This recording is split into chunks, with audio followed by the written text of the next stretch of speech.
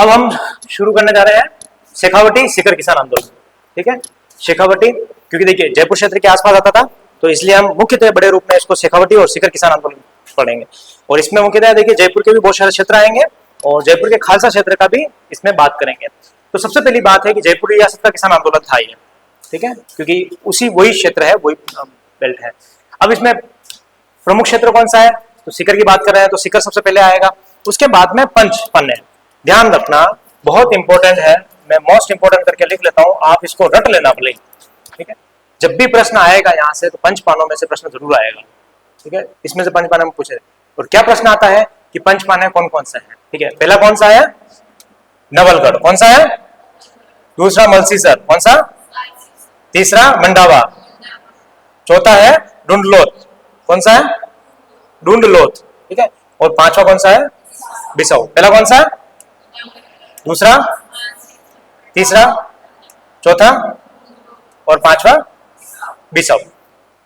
देखिए ये जो आंदोलन होता है 1922 में भड़कता है और उस समय यहाँ का सामंत कौन है, तो कल्याण सिंह उस समय शासन कर रहा है। ठीक है, तो चलिए यहां तक लिख लेते हैं, हेडिंग डालिए और यहां तक कंप्लीट करते हैं, फिर इसके कारणों पर आ जाते हैं। देखिए पहला शेखावटी सीकर किसान आंदोलन, शेखावटी सीकर किसान आंदोलन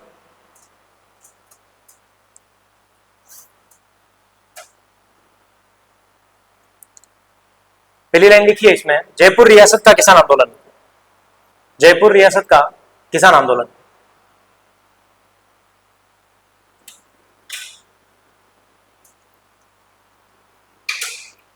नेक्स्ट लिखिए प्रमुख क्षेत्र, प्रमुख क्षेत्र में सीकर प्लस पंचपाने, जैसे मैंने लिखा हुआ है सेम ऐसा कैसा आप लिख लो। ठीक है, और सीकर के यहाँ पे ब्रैकेट में कर देना या फिर नीचे जगह छुटे तो यहाँ पे लिख लेना अर्ध स्वतंत्र, अर्ध स्वतंत्र ठिकाना।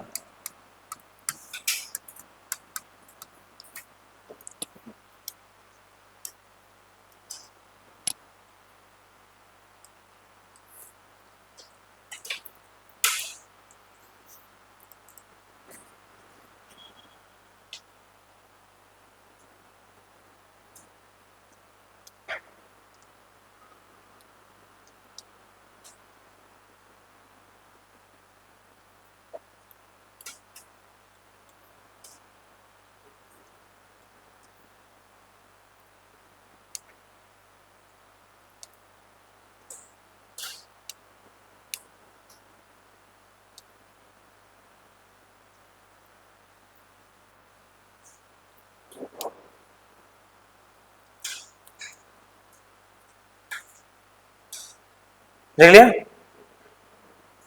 नवलगढ़, मलसीसर, मंडावा, डुंडलोत और बिसाऊ। ठीक है, आज ही क्या करना है आपको, हाथ पे लिख लेना है ये। ठीक है, और कम से कम 5 बार पढ़ना है दिन में, तो आपको पंचपाने याद हो जाएंगे, कोई बड़ी बात नहीं, 5 नाम तो ये याद ही कर सकते हैं। मैं तो क्या है, मैं बताऊं, मैं मेरे याद करने का तरीका है, मैं अपने खानदान वालों को नाम दे देता हूँ। ठीक है, मेरे मासी का नाम का लड़का है तो उसका न पे नन्नू नाम है उसका, तो मैं क्या करता हूँ नवलगढ़ नाम दे देता हूँ उसको, ऐसे याद करने के लिए भाई उसका नाम क्या है नवलगढ़ में, मासी का नाम क्या दिए है। फिर मेरे को ऐसा खानदान में लगता है ये भड़का होता है, ढूंढ लो होता है, मतलब ये थोड़ा सा इस तरीके का, इसका नाम ऐसे होना चाहिए। तो इस तरीके से आप थोड़ा सा इंटरेस्टिंग बना के पढ़ो, ताकि क्या है कि आपको एकदम से क्लिक हो जाए।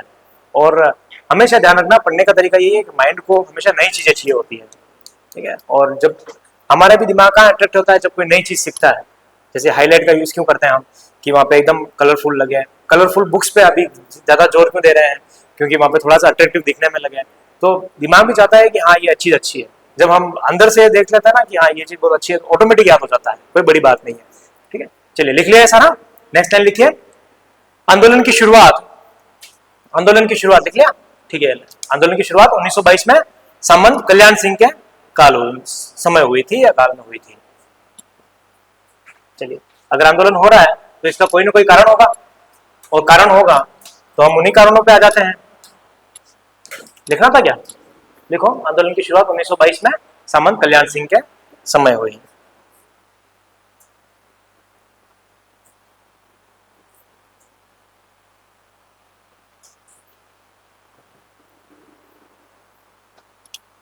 लिख लिया।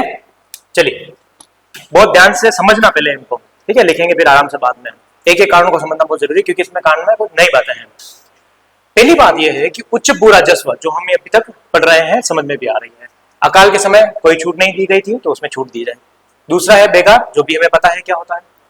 तीसरा है लाटा कुंता, ये भी हमने पढ़ लिया है कई दफा। सिंचित असिंचित भूमि पर समान कर, ट्रेंच के बारे में पढ़ा था हमने। उसने तो क्या था, कम ज्यादा कर दिया, लेकिन यहाँ पे क्या था, समान कर था कि सिंचित पे जितना मिल रहा है उतना भी असिंचित भूमि पर भी लगेगा। फिर जातिगत भेदभाव भी यहाँ पे ज्यादा थे तो उसको भी अवॉइड किया जाए। जरीब का माप आधा कर दिया, ये मैं आपको बात समझाता हूँ। और एक जकात कर, दोनों बहुत इंपॉर्टेंट है, दोनों एक एक चीज समझते हैं पहले। ठीक है, जरीब की बात तो यही समझ लेते हैं हम, या जकात यहाँ समझ लेंगे, जरीब का यहाँ पे समझ लेंगे, यहाँ समझ लेते हैं। पहले आप मुझे ये बताओ, जरीब का जैसे कि यहाँ पे मान लीजिए 2 आना उस समय थी, ठीक है, और ये 2 आना कितने थे प्रति बीघा?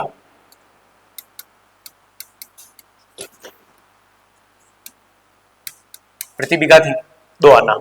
अब मुझे ये बताइए, मुझे टैक्स भी इंक्रीज नहीं करना है और उसी बीघे पे टैक्स भी ज्यादा लेना है, तो मैं क्या करूं तो मुझे टैक्स ज्यादा मिल जाए उतनी ही भूमि में। अब यूं तो है नहीं कि कोई आपका खेत है उसको ऐसा खींच लिया तो बड़ा हो गया, ठीक है, ऐसे तो हो नहीं सकता। भारत जितना है उतना ही है, क्षेत्र जितना है उतना ही है। तो अब मैं ऐसा क्या करूं, जिससे क्या करूं, मैं वही बीघे में मेरे को टैक्स ज्यादा मिल जाए, लेकिन मेरे को उसी क्षेत्र में, मतलब वही क्षेत्र वही रहे, लेकिन जो ये टैक्स है वो इंक्रीज हो जाए। कोई बता सकता है?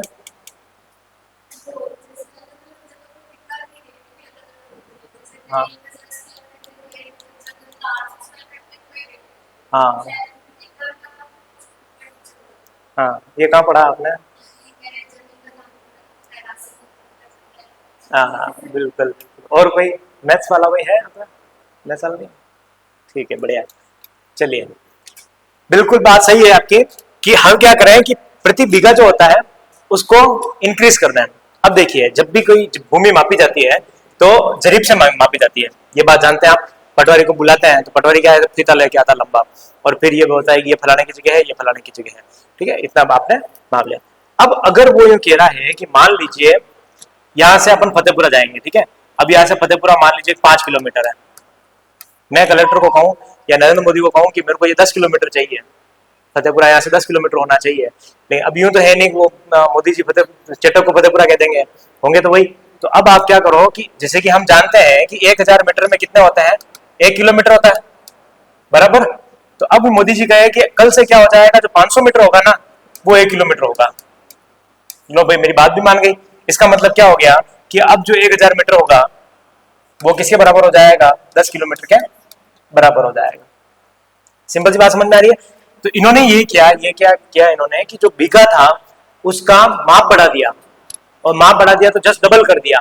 अब डबल कर दिया तो क्या मतलब हो गया कि जो 1 बीघे पर जो लगती थी, अब ये मान लीजिए 1 बीघा है, जैसे उदयपुर में रेट चलती है 1350 की, ठीक है, तो अब इन्होंने कहा कि 725 जो है, 725 जो है वो क्या हो जाएगा, 1 बीघा कहलाएगा, ठीक है, 1 बीघा कहलाएगा।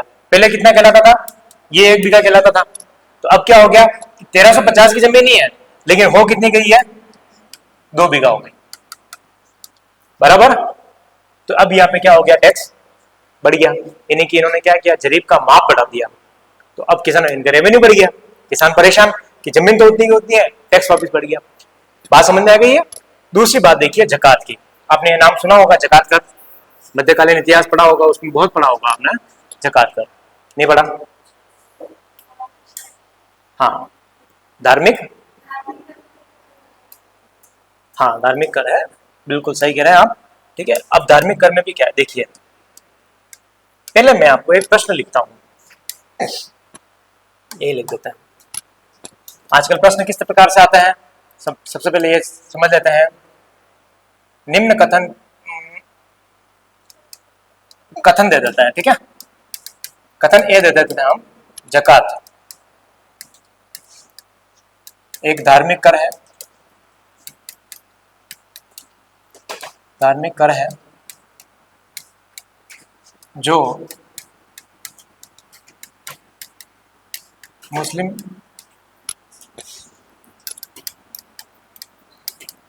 समुदाय द्वारा दिया जाता है। कथन बी है ज़कात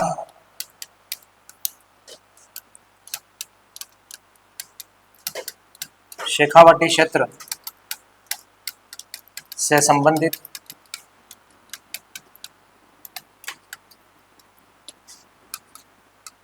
कर है जो अन्य रियासत से सामग्री लाने पर लिया जाता है।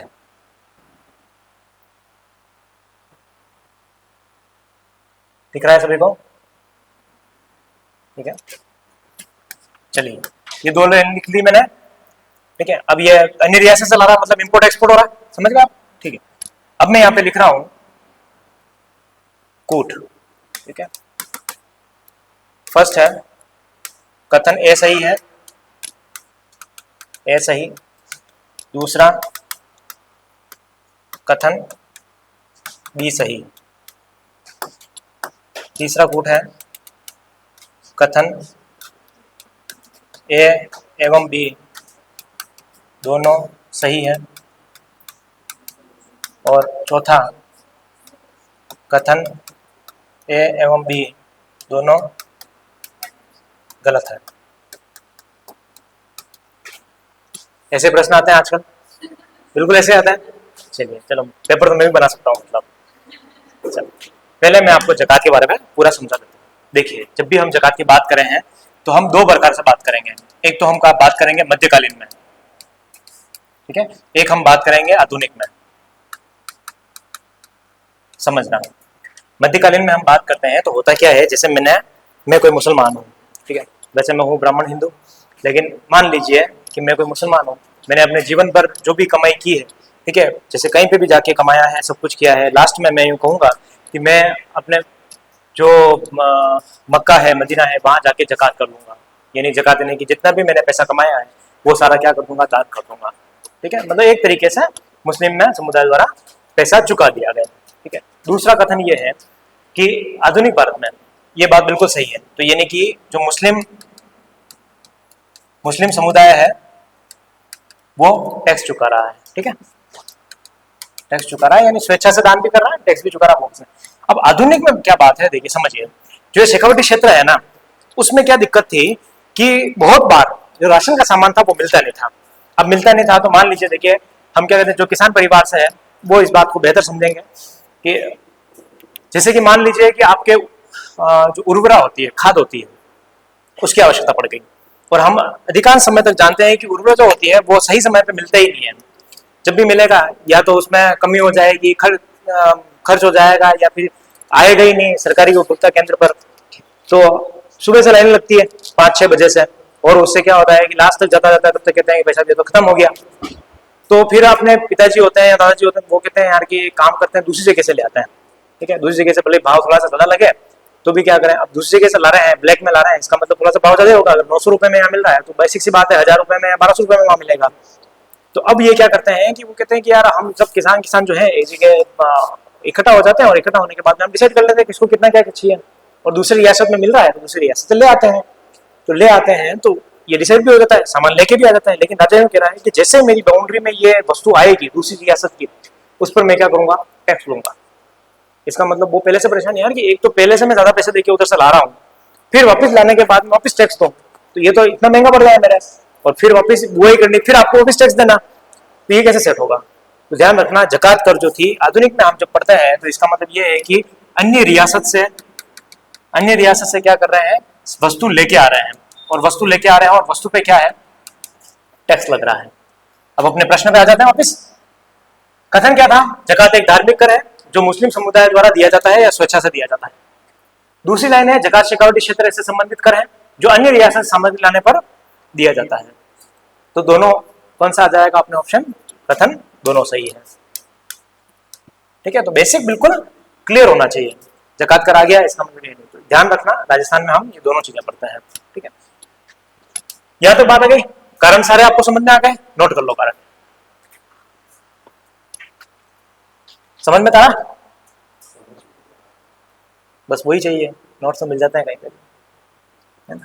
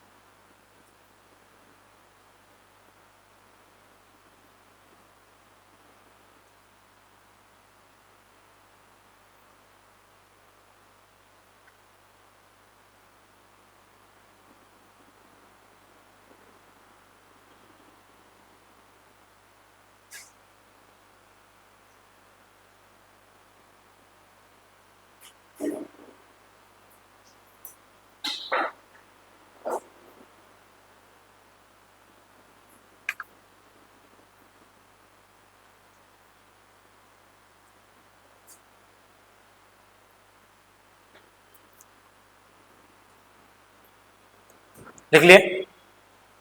चलिए, ज़कात के बारे में लिख लीजिए सबसे पहले एरो बनाकर, ठीक है। जैसे मैंने लिखा हुआ है, पहली बार लाइन लिखिए मध्यकालीन, या फिर एक काम करो आप, सबसे बढ़िया ये प्रश्न लिखो एज इट इज, ताकि आपको पूरा समझ में आ जाएगा। ये लिख लो जैसे मैंने लिखा हुआ है वैसे वैसे, और कथन डाल दो नीचे और राइट कर दो एक उत्तर।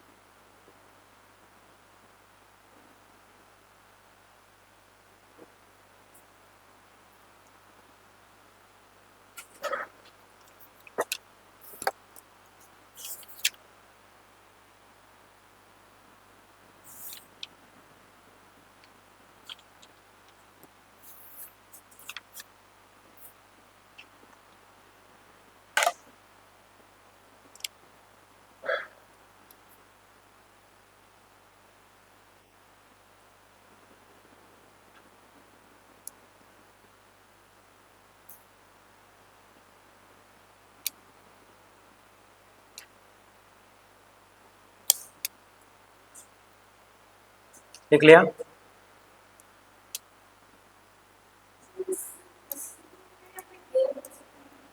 नहीं, ज़कात में मुस्लिम आएगा। देखो टैक्स तो जो मुसलमानों मध्यकाल में लगे थे वो दोनों पे लगे थे, ज़कात भी कर, तो मुस्लिम गैर मुस्लिम दोनों आए तो दोनों भी सही है, ठीक है। लेकिन आप प्रेफर मुस्लिम पे रखना, ठीक है। लेकिन आएगा आपके दोनों, मुस्लिम गैर मुस्लिम दोनों चीज़ें आएगी। लिख लिया? चलिए, अब समझिए आगे वाली बात। अब आंदोलन की करनी है शुरुआत, ठीक है। अब शुरुआत करनी है तो क्या करना है, किसी न किसी को तो शुरुआत करनी पड़ेगी। और अपने फ्री कौन बैठे हैं?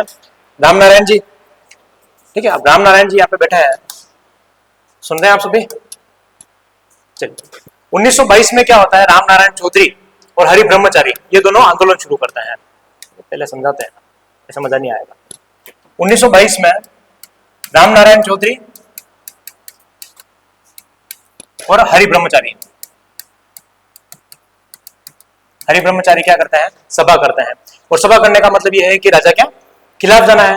अब राजा ने खिलाफ जाना है तो राजा ने कहा अच्छा ये इतने होशियार बन रहे हैं तो एक काम करो, राम नारायण चौधरी और इन पर दोनों पे क्या लगा दो, बैन लगा दो। राजा ने क्या किया, इन दोनों पर बैन लगा दिया कि ये दोनों अगर जहां दिख जाए ना उनको पकड़ के जेल में डाल दो। इन दोनों बैन लगा दिया। फिर उन्होंने इन दोनों की खबरी जब बैन लगी तो उसकी तरुण राजस्थान अपने हर जगह इंटरफेयर करने वाला, और तरुण राजस्थान ने जैसे खबर पहुंची तो राजा ने कहा इसको भी बैन करो, खत्म करो इसको, ठीक है। तो तरुण राजस्थान और रामनारायण चौधरी और हरि ब्रह्मचारी, इन दोनों पे क्या कर दिया इन्होंने, बैन लगा दिया। और उसके बाद में रामनारायण आंदोलन तो चलाना ही था, कुछ ना कुछ तो करना था। फिर रामनारायण चौधरी कहे कि यार अब किसको देख सकते हैं, तो शेखावटी क्षेत्र के यानी कि शेखावटी से नहीं, भरतपुर के थे ठाकुर देशराज। कहाँ के थे? भरतपुर के थे भाई साहब ठाकुर देशराज। उसको कहा यार देशराज जी देखो, हम तो क्या है अंडरग्राउंड, आप जाओ और वहां पे जाके इस आंदोलन को देखो। तो देशराज ने आप तो फ्री, हाँ चलो। और उसके बाद में ठाकुर देशराज जो है वो इस आंदोलन से जुड़ जाते हैं। और जुड़ने के बाद ये क्या कर लेते हैं, पूछा नहीं कुछ नहीं, और इन्होंने क्या किया, क्षत्रिय महासभा का गठन कर दिया। क्षत्रिय महासभा का गठन कर दिया। कोई नहीं आया, कोई नहीं आया, तो इन्होंने वापिस फोन लगाया रामनारायण चौधरी को। रामनारायण चौधरी को कहा यार भाई साहब यार मोए मोए हो गया यहाँ पे तो, और यहाँ पे क्या हो गया, मैंने क्षत्रिय महासभा का गठन किया था, कोई आया ही नहीं। तो उन्होंने कहा किससे पूछा, किसने करना, ना मेरे से पूछा ना कुछ नहीं, ऐसे कोई लोग आते हैं क्या, सगला देखने थोड़ी आएंगे। तो इन्होंने कहा तो क्या करें, तो रुक कुछ ना कुछ करते हैं। फिर बसंत पंचमी का दिन आ जाता है और जाट क्षेत्रीय महासभा का क्या कर लेते हैं, ये गठन कर लेते हैं और कटरातल में सम्मेलन करते हैं। कटरातल में नहीं करते हैं, हाँ जाट प्रजापति महायज्ञ करते हैं। और इस महायज्ञ में क्या करते हैं कि एक हवन करते हैं बड़ा। और कब करते हैं, ये 20 जनवरी 1934 को। अब सब आयोजक कौन कर रहा है, वही व्यक्ति ठाकुर देशराज। उसके बाद में कोई ना कोई यजमान बैठाना पड़ेगा, तो कुंवर हुकुम सिंह को पकड़ के लाते हैं, उन्होंने कहा तुम यजमान हो। और पुरोहित भाई कराएगा कौन, तो खेमराज जी फ्री थे, तो उस समय कहा कि आपको क्या करना है, स्वाहा स्वाहा करना है। ठीक है, चलिए यहां तक हम पहले समझ लेते हैं, समझ तो लिए हैं, अब पहले यहाँ पे नोट कर लेते हैं हम। ठीक है, तो लिखिए 1922 में मैं लिखा था इस प्रकार से। 1922 में रामनारायण चौधरी तथा हरि ब्रह्मचारी आंदोलन से जुड़े।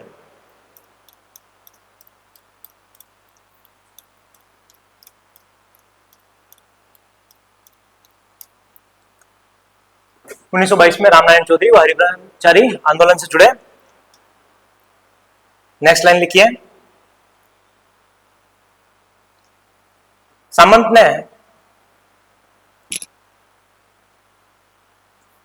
ने रामनारायण चौधरी व तरुण राजस्थान समाचार पत्र पर रोक लगा दी।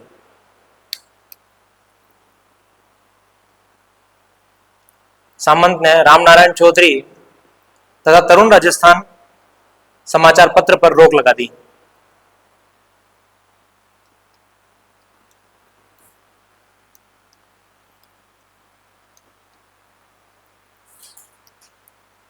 जब ये रोक लगी तो उसके बाद में ये खबरें जो है लंदन के हाउस ऑफ कॉमन्स में और दिल्ली हेराल्ड पत्रिका थी, दिल्ली हेराल्ड जैसे कि दैनिक भास्कर आता आपने, उसी प्रकार में लंदन में चलता था, तो वहां पर ये खबरें छपने लग गई। तो एक लाइन लिखी है इसमें कि इस किसान आंदोलन की खबरें लंदन के समाचार पत्र, इस किसान आंदोलन की खबरें लंदन के समाचार पत्र डेली हेराल्ड में छपी। डेली हेराल्ड में छपी। डेली हेराल्ड ये लिखा हुआ है, डेली हेराल्ड न्यूज़पेपर है ना। और इसकी चर्चा हाउस ऑफ कॉमन्स में हुई। और इसकी चर्चा हाउस ऑफ कॉमन्स में हुई। और हाउस ऑफ कॉमन्स कहां का है, लंदन का है ना।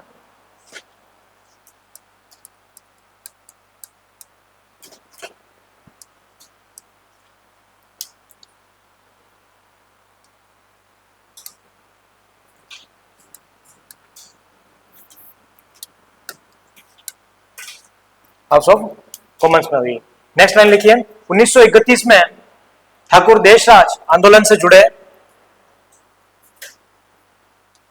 1931 में ठाकुर देशराज आंदोलन से जुड़े।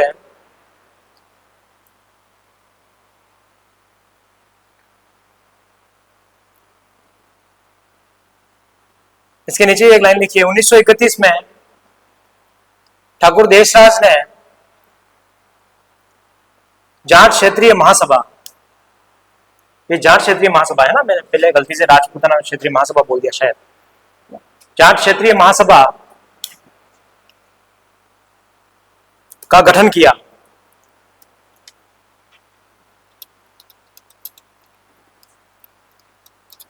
का गठन किया। अब यह गठन हो रहा है, इसका मतलब प्रथम प्रथम अधिवेशन होगा। तो उसी के बाद में क्या लिखिए आप एक लाइन कि इस महासभा का प्रथम अधिवेशन, इस महासभा का प्रथम अधिवेशन पलथाना शिखर,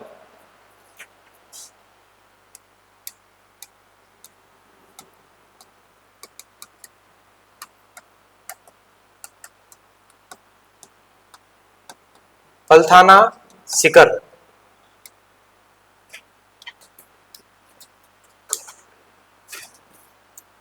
पलथाना शिखर में हुआ। देख लिया।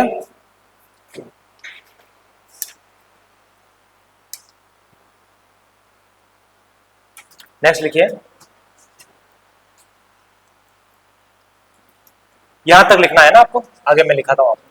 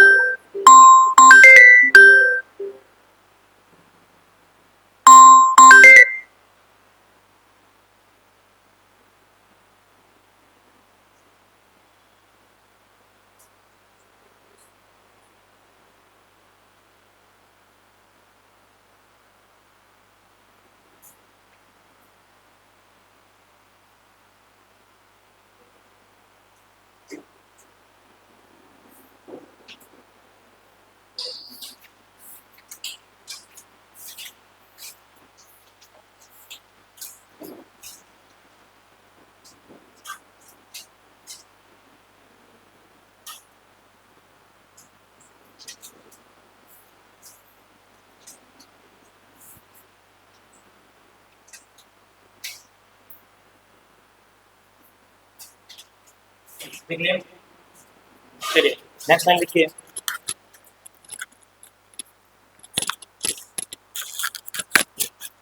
यहाँ पे जो महासभा हुई थी ना, ये ध्यान रखना, यहाँ पे आगे लाइन लिख लेना, बसंत पंचमी का दिन था, है ना। और मैंने आपको शुरुआती दौर से ही ये बात समझाई है कि कोई ना कोई पर्व होगा तभी क्या होगा, कोई ना कोई गठन होगा। ठीक है, तो यहाँ पे आगे लिख लीजिए बसंत पंचमी, ताकि वह बहाना मिल जाए। बसंत पंचमी हम क्या कर रहे हैं, यज्ञ कर रहे हैं। चलिए नेक्स्ट लाइन लिखिए, 15 मार्च 1935, 15 मार्च 1935 को सर छोटूराम चौधरी, सर छोटूराम चौधरी तथा रतनलाल के प्रयासों से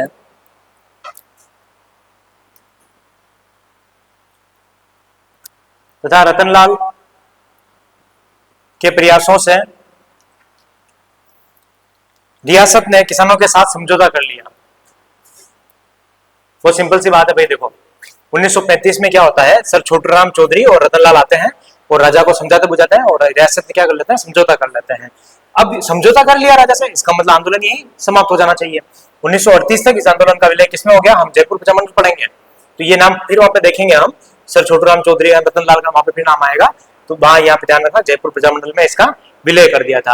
और 1947 में जब राजस्थान का एकीकरण, भारत का आजाद हुआ था, एकीकरण तो 1956 में पूरा होता है, लेकिन उत्तरदायी सरकार जब बनी थी तो हीरालाल शास्त्री, टीकाराम पालीवाल ने किसानों के साथ समझौता कर लिया था कि आपको कोई प्रॉब्लम नहीं आएगी, हमारी उत्तरदायी शासन की सरकार बन चुकी है। ठीक है, तो यही हम लाइन लिख रहे हैं, तो मैं लिखा रहा हूँ वैसे लिखना आप। किसानों के साथ समझौता कर लिया, लिख लिया, लिखिए। नेक्स्ट 1938 में इस किसान आंदोलन का विलय 1938 में, इस किसान आंदोलन का विलय जयपुर प्रजामंडल में हो गया।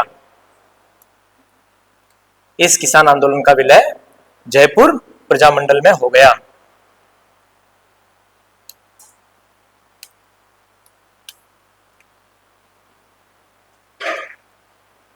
चलिए नेक्स्ट लाइन लिखिए। 1947 में उत्तरदायी सरकार के दौरान, 1947 में उत्तरदायी सरकार के दौरान हीरालाल शास्त्री तथा टीकाराम पालीवाल ने, हीरालाल शास्त्री 1947 में उत्तरदायी सरकार के दौरान हीरालाल शास्त्री तथा टीकाराम पालीवाल ने किसानों के साथ समझौता कर लिया।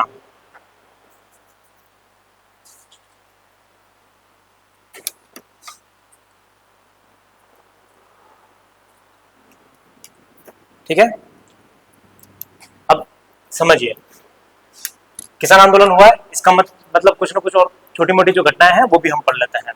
तो देखिए क्या होता है, कटरादल सम्मेलन हम पढ़ते हैं। अब ये सम्मेलन हुआ क्यों, तो हुआ क्यों था कि वहां का जो समन था, कौन था, मान सिंह, ठीक है, एक स्थान था सोतिया का बास, ठीक है, वहां पर एक महिला जा रही थी, तो महिला को बोल दिया कि ले चल कॉफी पीते हैं। महिला कह रही है तो मैं तो चाय पीने वाली हूँ, तेने मेरे को छड़ा कैसे, कॉफी के लिए कैसे कहा, मेरे को कॉफी बात ही नहीं है।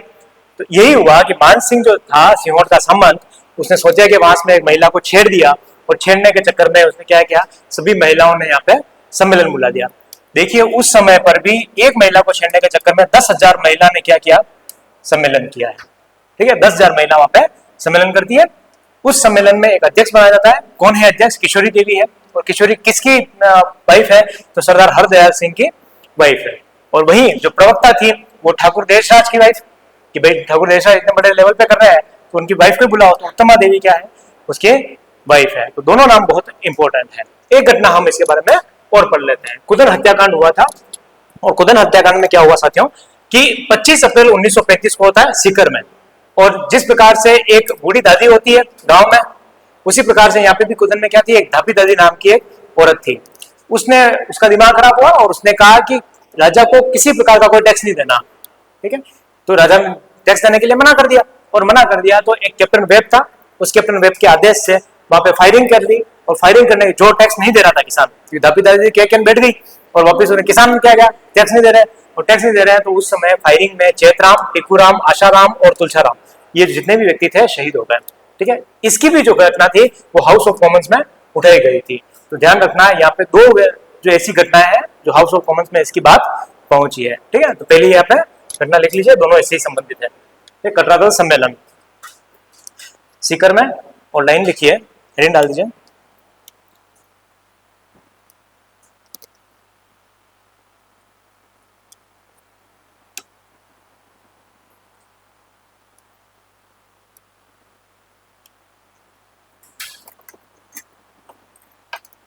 हेडिंग डाल दी, लाइन लिखिए। सिंहोट के संबंध, सिंहोट या सिंहोट कुछ भी लिखे, सिंहोट तब भी कर सके हैं, ये अपनी समझ के ऊपर है। सिंहोट के संबंध मानसिंह ने, सिंहोट के संबंध मानसिंह ने सोतिया का बास, सोतिया का बास नामक स्थान पर, नामक स्थान पर महिलाओं के साथ दुर्व्यवहार किया,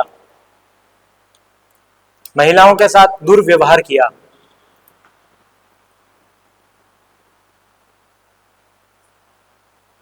महिलाओं के साथ दुर्व्यवहार किया, जिसके विरोध में, जिसके विरोध में 10,000 महिलाओं, 10,000 महिलाओं द्वारा सभा की गई।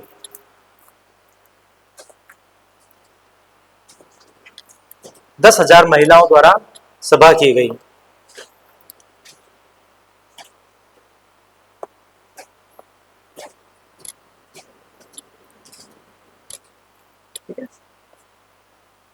तो इस बात से क्या सीख मिलती है कि महिलाओं को बिना जाने बिना उनके उंगली नहीं करनी चाहिए। ठीक है, लिखिए अध्यक्ष, लिखिए किशोरी देवी,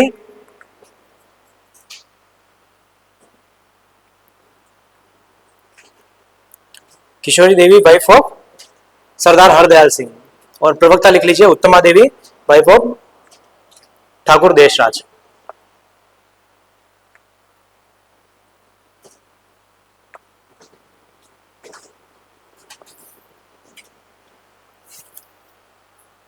लिख लिया?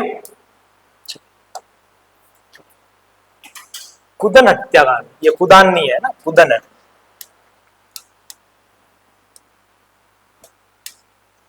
कुदन हत्याकांड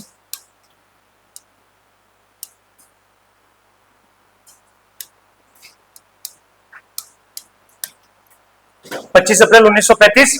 कौन सा स्थान है? सीकर। लिखिए इसमें पहली लाइन,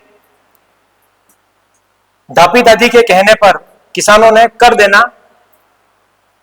मना कर दिया। दापी दादी के कहने पर, नाम ही कितना बढ़िया है, मन खुश हो जाता है एक बात में, दापी दादी, वाह। दापी दादी के कहने पर किसानों ने कर देना मना कर दिया।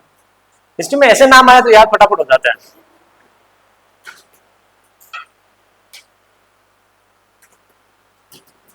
चलिए नेक्स्ट लाइन लिखिए, कैप्टन वेब के आदेश पर, कैप्टन वेब के आदेश पर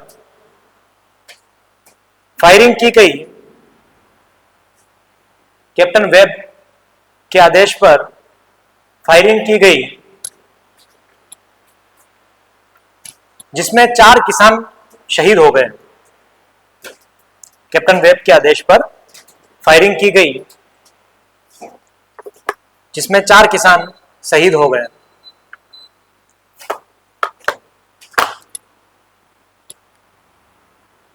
पहला नाम लिखिए चेतराम, फिर टिकूराम, आशाराम और तुलसाराम।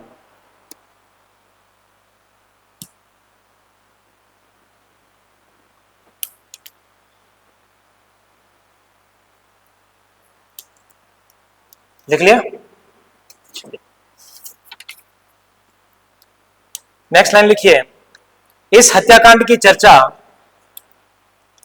इस हत्याकांड की चर्चा इसी में है ना, लंदन के हाउस ऑफ कॉमन्स में हुई।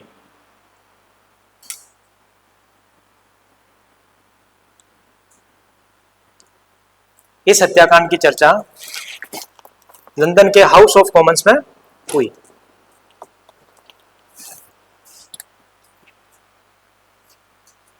नेक्स्ट है जयसिंहपुरा हत्याकांड, ये इसी से संबंधित है। कब होता है? 21 जून 1934। स्थान कौन सा है? झुंझुनू। ठीक है, ईश्वरी सिंह एक व्यक्ति है जो क्या करते हैं, फायरिंग के आदेश देता है, और एकमात्र ये ऐसा हत्याकांड है जिसमें इसको जेल होती है, यानी कि सजा मिलती है। लिखिए हेडिंग डाल के, जयसिंहपुरा हत्याकांड, जयसिंहपुरा हत्याकांड।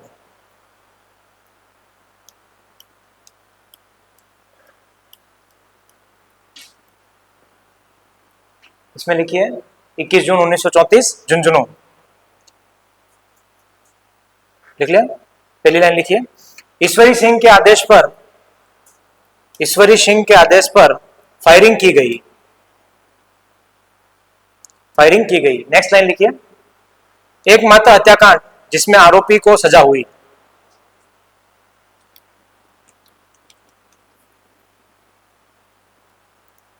आरोपी को सजा हुई।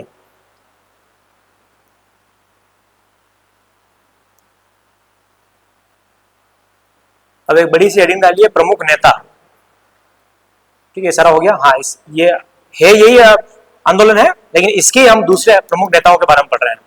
तो प्रमुख नेता, ये जयसिंहपुरा हत्याकांड से संबंधित नहीं है, जो मैं नेक्स्ट टॉपिक डाला रहा हूं, है ना, ये अलग है। ये पूरे ये जो पूरा हमने आंदोलन पढ़ा है शेखावटी, इसके जो अन्य जो कुछ नेता हैं जिनके बारे में लिखना है उसके बारे में। पहला नाम लिखिए सरदार हरदयाल सिंह, सरदार हरदयाल सिंह, सरदार हरदयाल सिंह। दूसरा नाम लिखिए पन्ने सिंह,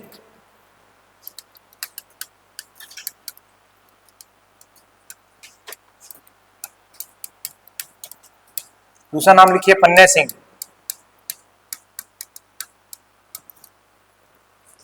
तीसरा नाम लिखिए नेतराम सिंह गोरिल। Hello hello, Netram Singh गोरिल।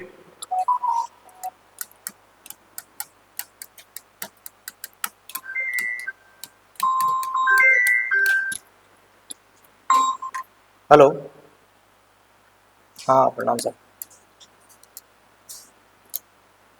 हाँ मैं क्लास में हूँ, लगभग आधा घंटा लगेगा मेरे को। ठीक है भैया, आता हूँ डायरेक्ट। देखिए नेतराम सिंह गोरिल, तारकेश्वर प्रसाद मौर्य, तारकेश्वर प्रसाद शर्मा,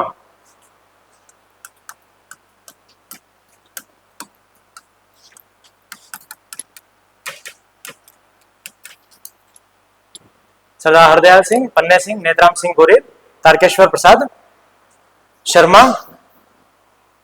और तारकेश्वर प्रसाद शर्मा में आप लिखिए, इसके दो समाचार पत्र थे। पहला नाम लिखिए ग्राम,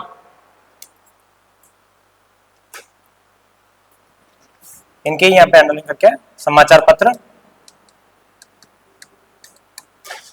ठीक है, एक तो था ग्राम, दूसरा था गणेश। ठीक है, और ग्राम में आप लिखिए हस्तलिखित। हस्तलिखित का मतलब हो गया ये ऐसा पेपर था जिसमें ये हाथ से लिख के पब्लिश करते थे। ठीक है, और दूसरा है गणेश। ठीक है, और गणेश में लिखिए संयोगी, नीचे संयोगी ठाकुर देशराज। गणेश में ठाकुर देशराज। और कहां से निकलता है ये? आगरा से प्रकाशित होता है।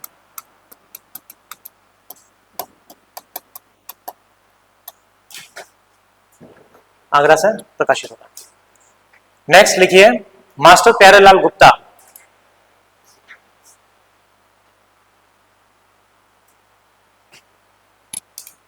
मास्टर प्यारेलाल गुप्ता।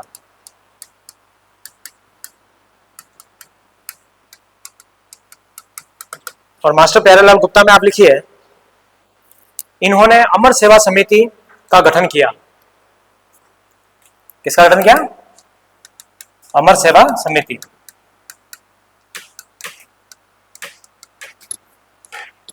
अमर सेवा समिति का गठन किया। नेक्स्ट लिखिए इन्होंने असहयोग आंदोलन में भाग लिया। इन्होंने असहयोग आंदोलन में भाग लिया।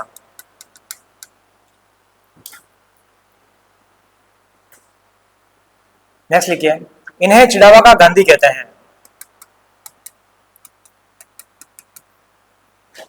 इन्हें चिड़ावा का गांधी कहते हैं।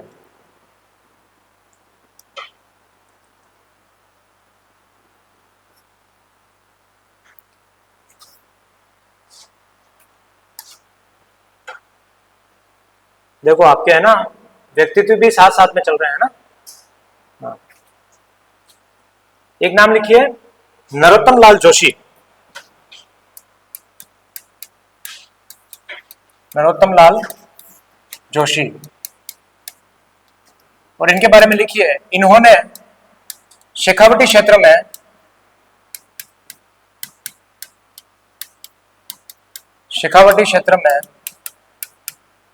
जकात आंदोलन चलाया।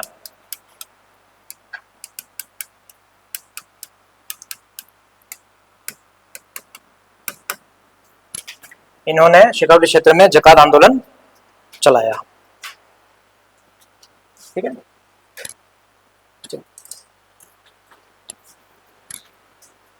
जयपुर के खालसा क्षेत्र का किसान आंदोलन। नेक्स्ट हेडिंग डालिए। क्या हुआ, घर जाना? थक गए क्या? चलिए लिखिए लिखिए जयपुर के खालसा क्षेत्र का किसान आंदोलन। पहली लाइन लिखिए इसमें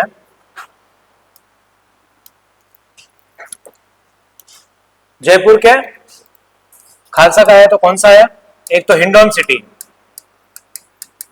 हिंडौन, एक है तोराबाटी। तोराबाटी एक बोली भी है, भाषा भी है, सॉरी। ये बहुत बड़ा, दो लाइन ही है इसमें, ज्यादा नहीं है। लिखिए जयपुर के तोरावाटी तथा हिंडौन सिटी, हाँ यही लिख लीजिए, आपको खाली जगह है ना, बस हाँ वही लिख लीजिए, बस 2 लाइन ही है, आ जाएगा। जयपुर के तोरावाटी क्षेत्र का आंदोलन, इसमें लिखिए जयपुर के तोरावाटी तथा हिंडौन क्षेत्र में आंदोलन हुए।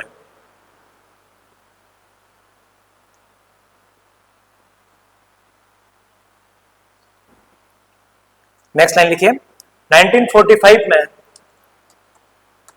1945 में उनियारा टोक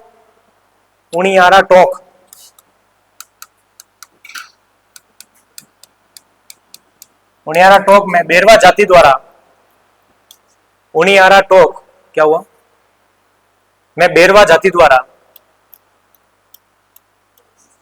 बेरवा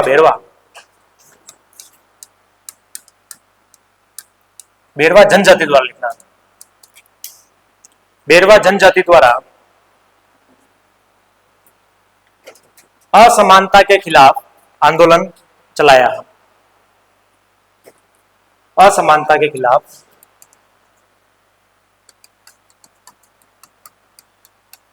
आंदोलन चलाया।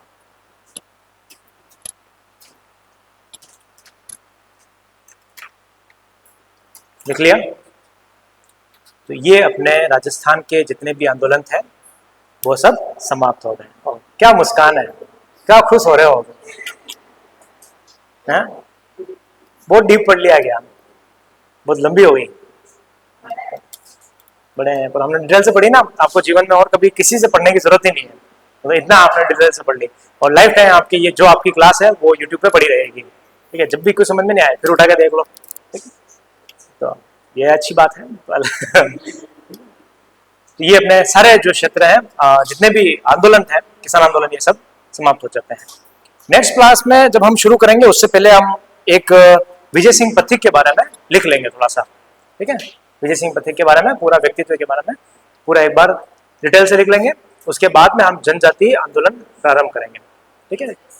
पथिक, ठीक है, मूल नाम जिनका भूप सिंह है, मैं थोड़ा बहुत तो डिटेल बताई थी उसको जब हम स्टार्ट कर रहे थे बिजोलिया, ठीक है, मेन बिजोलिया चला ही वही रहे थे, तो उनके बारे में हम पढ़ेंगे।